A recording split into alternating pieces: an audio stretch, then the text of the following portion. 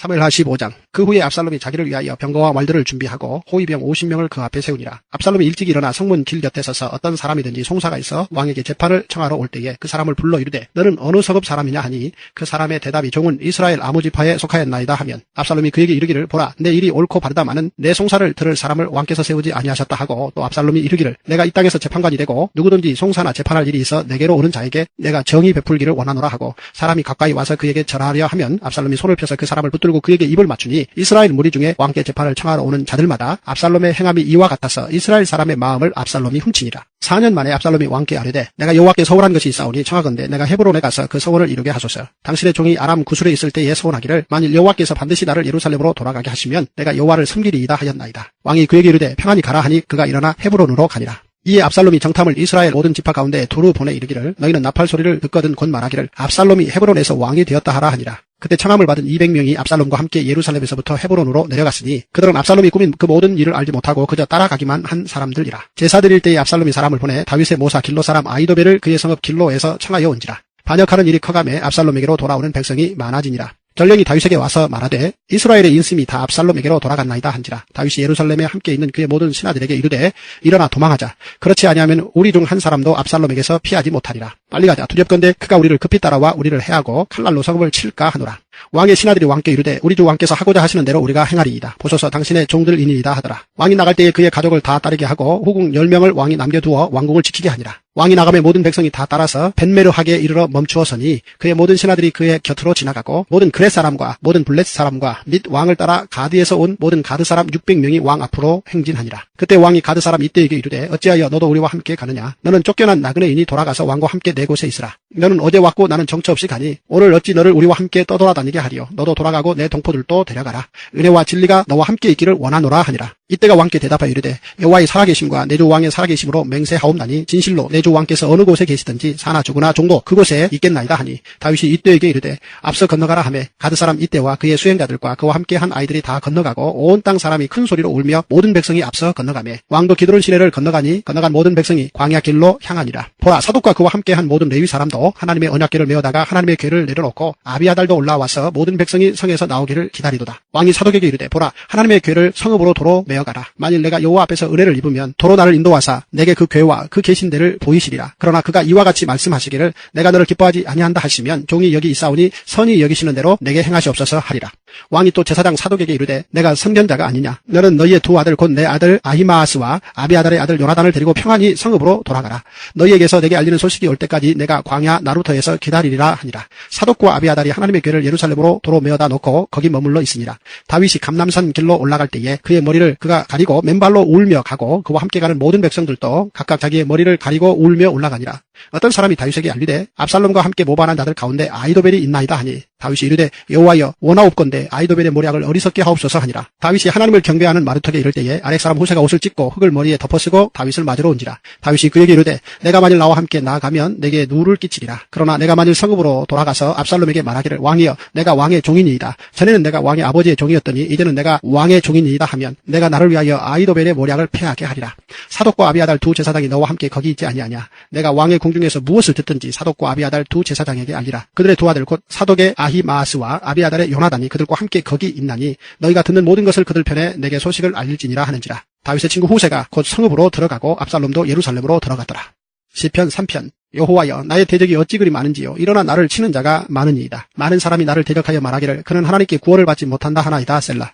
여호와여 주는 나의 방패시요 나의 영광이시요 나의 머리를 드시는 자이시니이다.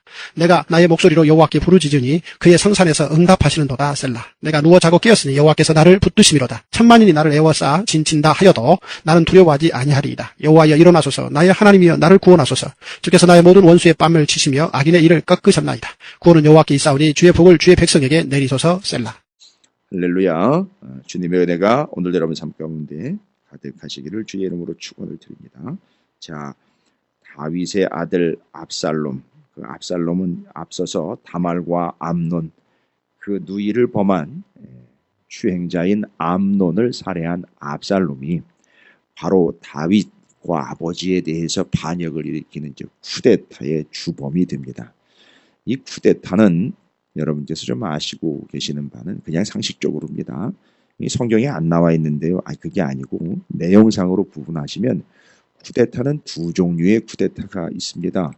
쿠데타는 어떻게 두 종류로 나뉘느냐 하면 진짜 정권을 전복시키기 위해서 반역을 일으키는 쿠데타가 있고 현재 정권을 유지하고 있는 이들이 과연 내 편과 내 편이 아닌 반역자들이 누구일까라는 걸 궁금히 여겨 그걸 가려내는 일종의 수단으로 사용하는 쿠데타가 있습니다. 그러니까 쿠데타를 일으켜서 정권을 전복시키는 게 아니라 정권을 견고하게 하기 위하여 가짜 쿠데타를 일으키는 겁니다. 쿠데타를 일으키면 와 하면서 분위기가 막 무르익을 때 반대편에 사람들이 몰릴 거 아닙니까? 그러면 현 정권 지배자들이 가만히 보고 있다가 반대편으로 몰리는 자들을 쓸어서 처리하게 되는 이걸 친위 쿠데타라고 그럽니다. 제가 왜 이 이야기를 드리느냐 하면 압살롬의 쿠데타가 아버지 다윗을 반역한 쿠데타예요. 그러니까 여러분 생각을 해보십시오. 제가 지금 두 가지를 설명드렸잖아요. 쿠데타에 두 종류가 있다 그랬는데 사람들이 오해를 할 수도 있어요. 무슨 오해를 할 수 있습니까? 그렇죠. 아버지의 아들이 쿠데타를 일으켰으니까 이거 진짜야? 이 진짜 아버지를 치고 지금 올라온 거야? 이거 아무래도 뭔가 냄새가 나는데 이러면서 뭐라고 생각할 수 있느냐면 이거는 다윗이 자신의 정권을 견고하게 하기 위하여 반대편에 있는 자들을 축출하기 위한 친위 쿠데타 아니야? 이렇게 오해를 할 수 있습니다. 이때 요것을 견고하게 하기 위하여 쿠데타의 책략사인 아히도벨이라는 사람이 조언을 합니다. 무슨 조언을 하느냐 하면 백주대낮에 왕궁 옥상에서 아버지의 후궁들과 압살롬, 그 아버지의 아들인 압살롬에게 동침하라고 조언을 합니다. 이미 성경에 다 나와 있는 얘기예요. 이게 다 성경에 나와 있고 다윗 때에 다윗 아들과 다윗 사위에서 일어났던 사이예요. 일어났던 일입니다. 어떻게 성경에 그런 일이 있을 수 이게 성경이요. 개인, 가정, 나라 이야기를 담고 있어요. 그러다 보니까 그런 쿠데타가 친위 쿠데타가 아니라 이건 진짜 반역이다 이거예요. 진짜 반역이 돼야지 되는 이유는 뭐죠? 압살롬이 왕이 돼야 되니까요. 그래서 그걸 아히도벨이 조언을 해줘요. 그래서 실제로 그렇게 합니다. 그래서 사람들이 이거 진짜 다윗을 치고 그 아들이 왕이 되는 과정인가 봐 라고 정리하게 됩니다. 그래서 다윗은 이 쿠데타가 가지고 있는 의미가 한 두 가지 정도로 정리가 됩니다. 첫 번째는 이건 진짜 누가 반역을 일으킨 거냐 이거예요. 아들이 반역을 일으킨 거냐? 아니요. 제가 서두에 말씀드렸죠. 아들이 반역을 일으키기 전에 이 사건의 근본 기원이 되고 있는 사건은 뭐냐면 자신의 신하인 우리아의 아내 밧세바를 범한 사건이에요. 여러분 그게 십계명에 분명히 내 이웃의 집을 탐내지 말라고 명확하게 나와 있는 계명을 다윗이 어떻게 한 겁니까? 반역한 거예요. 그럼 그게 쿠데타라는 거예요. 그러면 쿠데타가 뭐 다른 쿠데타입니까? 정권을 전복시키고 자기가 그 정권을 가지고 그 권력을 가지려고 하는 것, 권력 찬탈 행위 음모 아닙니까? 그러니까 하나님의 말씀이 분명히 기록되어 있고 우리에게 전파가 되어 있는데 그 하나님의 말씀을 반역하여 거부하고 지키지 않는 것, 그게 쿠데타라는 거예요. 여러분 뭐 거창하게 쿠데타라는 이름이 붙어 있으니까 정치적으로만 사회적으로만 볼 게 아니라 영적인 의미에 우리는 매번 쿠데타를 일으키고 있다는 얘기예요. 하나님의 말씀이 분명히 명확하고 하나님의 말씀은요. 이래라 저래라 이래도 그만 저래도 그만 이래도 좋고 저래도 좋고가 아니거든요. 반드시 이거예요. 왜냐하면 이걸 지켜야 이걸 지키는 것이 지금은 힘들고 어렵지만 지금은 나한테 별로 내 낯을 내는 일도 아닌 것 같고 나를 번거롭게 하고 힘들게 하는 것 같지만 그게 나를 구원하는 길이기 때문에 말씀하신 건데 분명히 기록된 바가 있고 들은 바가 있는데 그 말씀대로 살지 않는다는 것은 쿠데타라는 것을 압살롬의 이야기를 통해서 다시 한번 다윗에게 쐐기를 박는 거예요. 그러니까 말하려고 하시는 것은 뭐냐 하면 절대 반역을 일으키지 말라라는 얘기예요. 우리가 어떤 반역을 일으킨다? 하나님의 말씀을 거부하고 외면하고 거절하고 하나님의 말씀을 거역하는 쿠데타를 일으키지 말라는 거예요. 그런데 다윗이 자기 아들내미도 그런 짓을 하고 있는데 자기를 돌아보니까 자기가 이전에 그런 짓을 한 거예요. 그러니까 지금 아무 소리도 안 하고 그냥 감당을 하고 있는 거예요. 이게 첫 번째 의미예요. 첫 번째 이 쿠데타를 당하게 된 의미고요.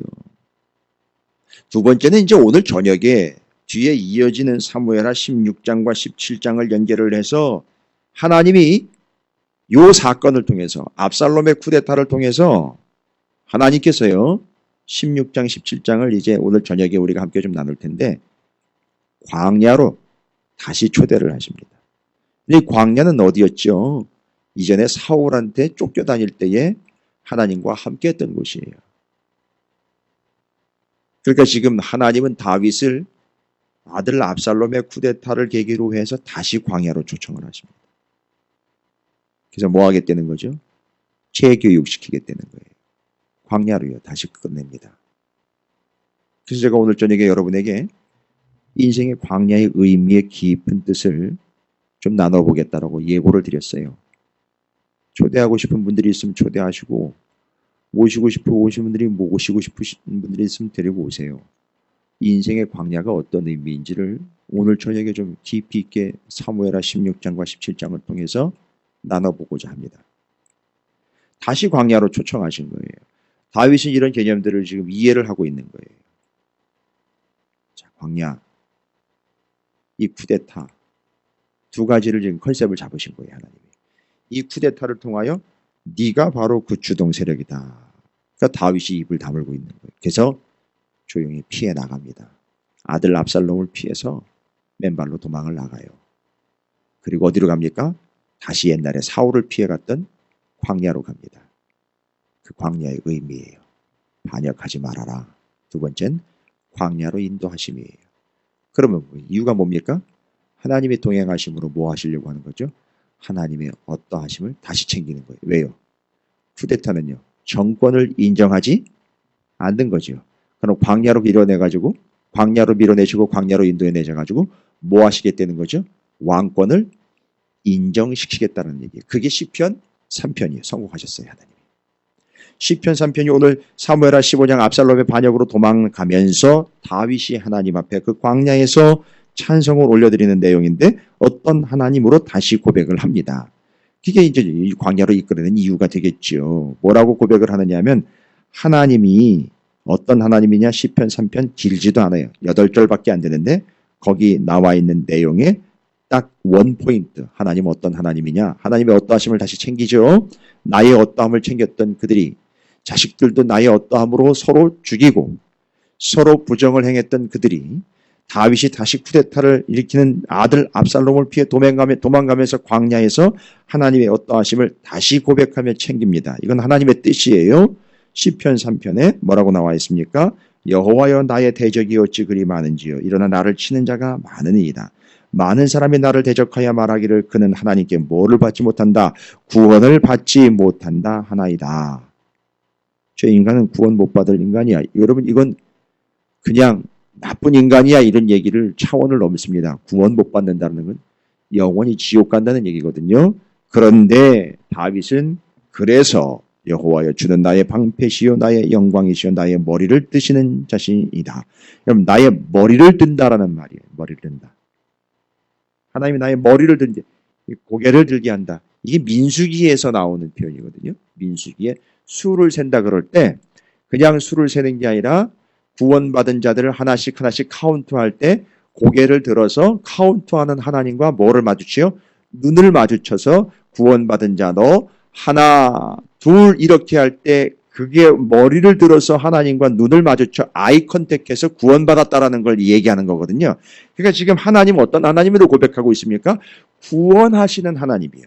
나를 부자 되게 하는 하나님, 나를 왕 되게 하시는 하나님, 뭐 나를 잘 먹고 잘 살게 하는 하나님, 나를 국회의원 되게 하는 하나님, 뭐 이런 건 아닙니다. 이건 나중 얘기예요. 뭐 나중 얘기예요. 지금 그게 본질이 아니에요. 하나님은 어떤 하나님이냐면 나를 구원하시는 하나님이에요. 그런데 그 구원하시는 하나님을 내가 반역을 한 거예요. 나를 구원해 주셨음에도 불구하고 나를 구원하신 하나님의 말씀을, 명령을 따르지 않은 게 쿠데타라는 걸 압살롬을 통해서 얘기하는 거예요. 여러분 절대 여러분의 삶에 있어서는 반역의 삶이 나타나지 않게 되기를 주님의 이름으로 축복합니다. 연속이에요. 연속. 뭐가요? 쿠데타의 연속이에요. 우리 애들이 부모의 말을 안 듣는 거를 쿠데타에 격하고 쿠데타에 반하는 수준으로 우리는 서운하게 여기고 섭섭하게 여기고 너무 가슴 아프게 여깁니다만 그게 아니에요. 내가 하나님 앞에 쿠데타 세력이란 말이에요. 말씀을 하면 뭐합니까? 내가 하나님을 전복시키려고 그러고 왕권을 인정을 하지 않는데 이게 쿠데타라는 거예요. 그럴 때 하나님이 어디로 이끌어내시느냐? 예전처럼 광야로 이끌어내서 뭘 듣겠다? 하나님이 어떤 하나님인지를 다시 고백을 드러내겠다는 얘기예요. 그런데 다윗이 거기 들어왔어요. 그래서 뭐라고 고백한다고요? 하나님은 나의 구원자라는 거예요. 이게 지금 다른 거 필요 없어요. 그렇죠? 뭐가 절실하게 필요한 상황으로 이끌어 가셨다는 거죠? 구원이 필요한 상황으로 이끌어 오신 거예요. 나한테 다시 뭐 왕이 되게 해주시고 뭐 애들의 애비가 되게 해주시고 이런 거 아니에요. 그냥 지금 다윗은 뭐가 필요한 거냐면 하나님의 구원하심이 필요한 거예요. 그래서 시편 3편에 하나님은 나를 구원하시는 하나님이라고 고백을 하고 있는 겁니다. 그래서 시편 3편 4절에 내가 나의 목소리를 여호와께 부르짖으니 그의 성전에서 응답하시는도다. 내가 누워 자고 깨었으니 여호와께서 나를 붙드심이로다. 천만리에 나를 애워싸 진친다 하여도 나는 두려워하지 아니하리이다. 여호와여 일어나소서 나의 하나님이여 나를 구원하소서. 주께서 나의 모든 원수의 뺨을 치시며 악인의 이를 꺾으셨나이다. 야, 3장 8절입니다. 시편 3장 8절 하이라이트죠. 구원은 여호와께 있사오니 주의 복을 주의 백성에게 내리소서. 한마디로 정리 끝내겠습니다. 다윗이 지금 겪고 있는 이 모든 상황을 통하여 다윗은 하나님의 무엇이 필요한 존재가 되었죠? 구원이 필요한 존재가 되었고, 그래서 하나님은 다윗에게 뭐가 됐습니까? 구원자가 되셨어요. 그런데 이 구원을 뭐라고 설명하는지 들어보십시오. 구원은 여호와께 있다. 잊지 마십시오. 이 세상 어디에도 나를 구원할 요소나 요인이나 어떤 사람이 있는 게 아니에요. 구원은 여호와께 있다고 얘기했어요. 여호와께 있다. 너무 미안해 안 하셔도 됩니다.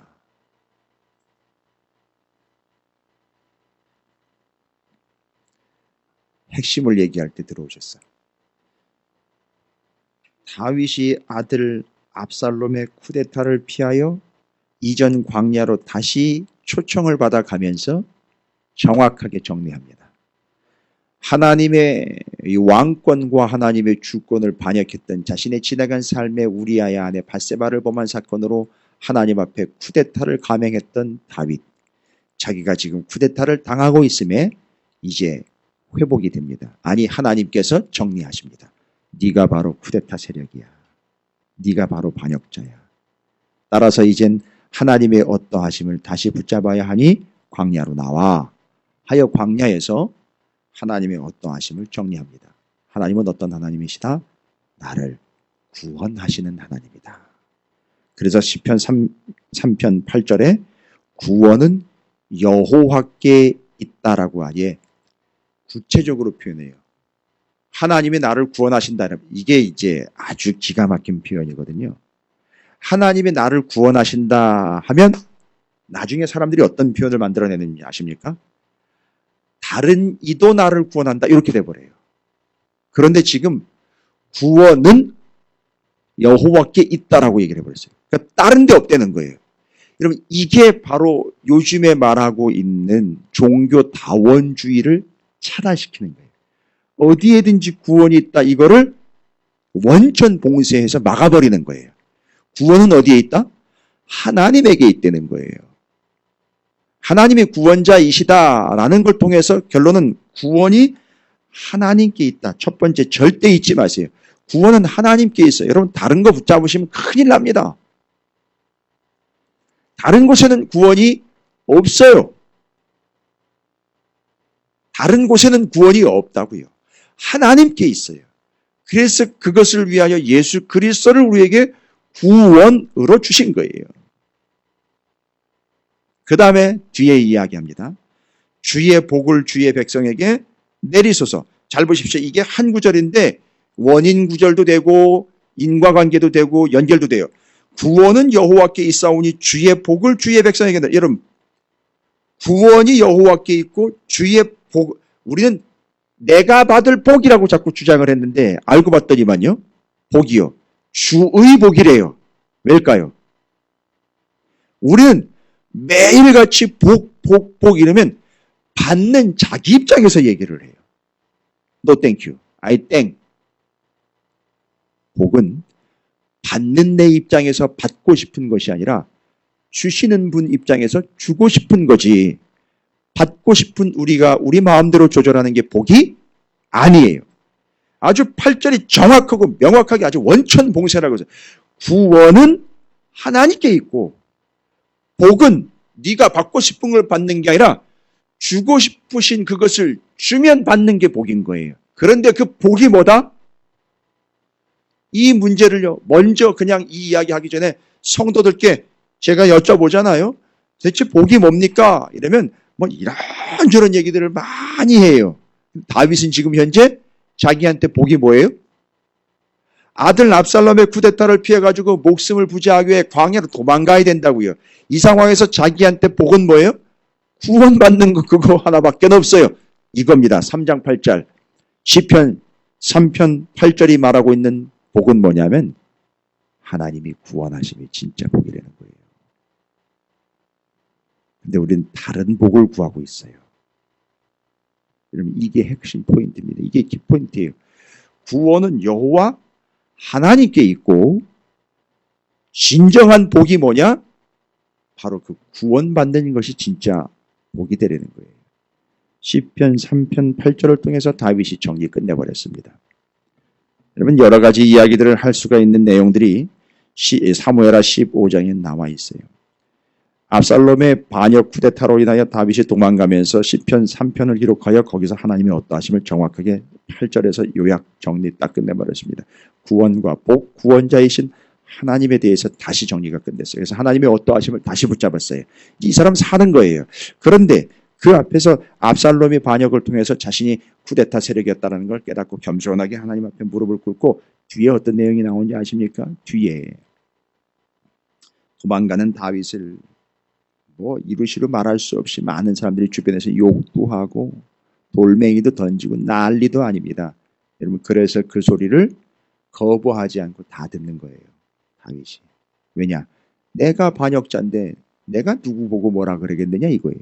심지어 내 아들내미도 지금 이런 짓을 하고 있는데 내가 바로 그 아들내미다 이런 얘기예요. 하나님 앞에. 뒤에다 이제 얘기 드릴게요.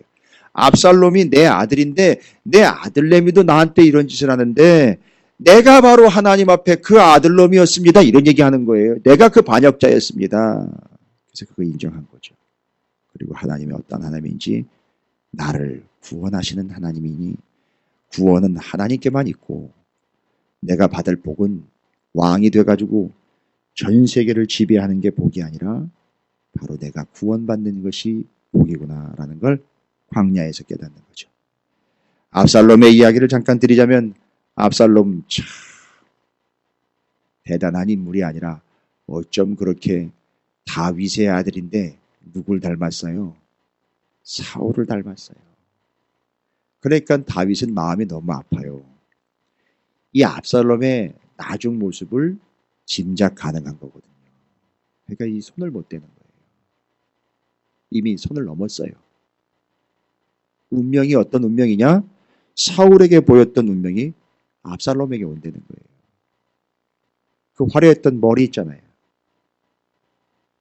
양털 깎을 때 되면 이 사람도 머리 깎을 때가 되는데 200세겔이나 된다 해가지고 이 머리가 너무너무 이 머리카락, 난 또 성경에 머리카락 그렇게 예뻐가지고 유명한 사람 이렇게 처음 봤어요. 근데 그게 나뭇가지에 걸려가지고 죽는단 말이에요. 자기의 어떠함이 걸려서 자기를 죽이는 게 돼요.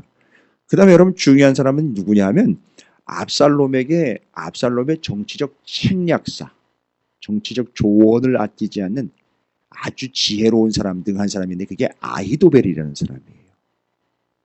아히도벨이라는 사람인데 상당히 지혜로운 사람이에요. 책략에 능한 사람이에요. 그런데 다윗에게 책략사가 하나 있었어요. 그게 바로 후세예요. 아히도벨과 후세가 대결을 펼칩니다. 후세가 다윗이 도망갈 때 따라나갔다가 다윗이 뭐라고 얘기하냐면 아니야 너는 들어가서 이 궁을 좀 지켜줘야 되겠다. 그래서 거기 정보를 나한테 좀 알려줘라. 여러분 정치 9단이에요. 다윗이요. 싸움은 10단이에요. 이거 뭐 능히 당할 사람 없습니다. 압살롬 못 당해요. 그런데 걱정스러운 게 뭐냐면 아히도벨은 책략사가 있기 때문에 걱정스러웠던 거예요. 그런데 이 압살롬이 워낙에 정치 초년생이고 뭘 알지를 못하는 존재라 조언을 했는데 다윗을 어떻게 처리를 할까 조언을 하는데 아히도벨은 지금 당장 가서 빨리 쳐야 된다 이렇게 얘기를 했더니만 후세가 다윗이 심어놓은 스파이잖아요. 후세는 아닙니다. 다윗은 빼어난 용자이고 싸움꾼이기 때문에 잘못 움직였다면 큰일 납니다. 시간을 두셔야 됩니다. 이때 압살롬이 누구 얘기를 듣느냐면 후세 얘기를 들어요. 그때 그 후세 얘기를 듣고 압살롬이 그 정책을 피는 순간 아히도벨이 끝났구나 탁 나와버려요. 그래서 여러분 아히도벨이요. 압살롬의 뛰어난 책략사인 아히도벨이 자기의 정책이 수용되지 않자 어떻게 돼요? 집에 가가지고선 목을 메고 죽어요. 자살을 합니다. 여러분 잘 보십시오. 제가 왜 이런 얘기들을 자꾸 드리느냐 하면 이건 사회적인 문제를 얘기하는 게 아니에요. 성경이 영적인 얘기를 하는 거예요. 잘 보시오. 압살롬, 사울, 아히도벨 자기의 어떠함을 계속해서 피력해내는 사람들의 최후의 모습을 성경은 계속 얘기를 해요. 구원받지 못하는 구조로 가고 있다는 걸 얘기를 하는 거예요. 자기의 어떠함을 계속해서 내 의견이 거부당했어. 내 의견과 내 뜻이 거절을 당했어. 자기의 어떠함이 최종적으로는 자기가 자기를 찌르는 칼이 됐고 자기의 머리가 자기를 걸려 죽게 만드는 요인이 되었고 여러분 다 이렇게 지금 설명을 하고 있어요.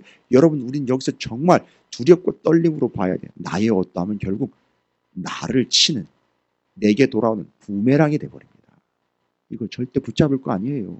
나의 어떠함 절대 붙잡으시면 안 됩니다. 그러니까 하나님이 다윗을 사랑하긴 무지 사랑하는 거예요. 이 쿠데타를 통해서 자기의 어떠함을 철저하게 털어내고 어떻게 했어요? 시편 3편 하나님의 어떠하심 다시 붙잡겠다면 그게 구원인 거예요. 하나님 감사해. 날 살려주셨네. 광야로 들어갔는데 뭐라고 얘기를 해요? 이 지긋지긋한 광야로 또 들어왔네. 어이구 하나님 날 살려주셨네. 아니 부르르 떨면서 하나님 나를 살려주셨네. 이렇게 돼버리는 거예요. 그래서 하나님이 구원자이시다라는 걸 얘기하고 구원은 하나님께 있고 그리고 그 하나님이 나에게 구원자에 대해 그 구원이 내게 진짜 복이라는 거예요. 내가 부자 되고 높은 사람 되고 뭐가 되고 이런 게 복이 아니라 진짜 내가 구원받은 자가 됐다는 게 복이라는 거예요. 그래서 광야가 복인 거예요. 말도 안 되는 얘기죠. 싫은 얘기죠. 광야에 있는 분들한테는 정말 신물이 올라오는 얘기겠죠. 아니요. 광야가 복입니다.